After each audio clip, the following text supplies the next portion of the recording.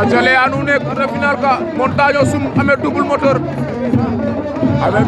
Montagne Sum quart final poids léger c'est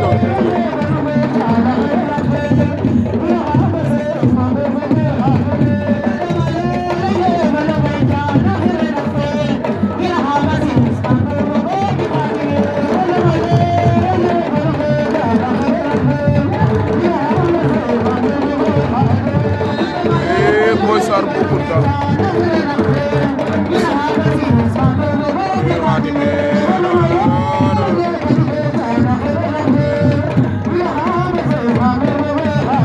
quart de finale avec double moteur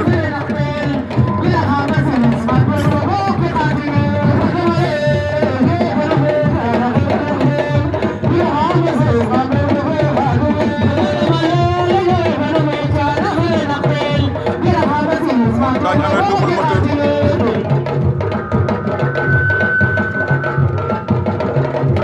avec double moteur moo leen moom ngeen jàkkaarloo moo yor ngeen lu ruus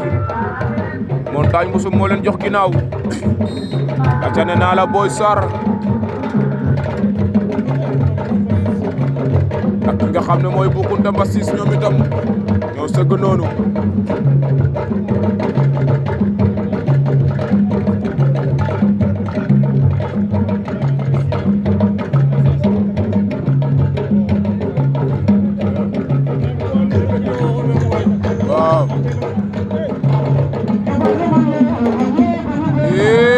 Boy Sarr Boucounta Mbassis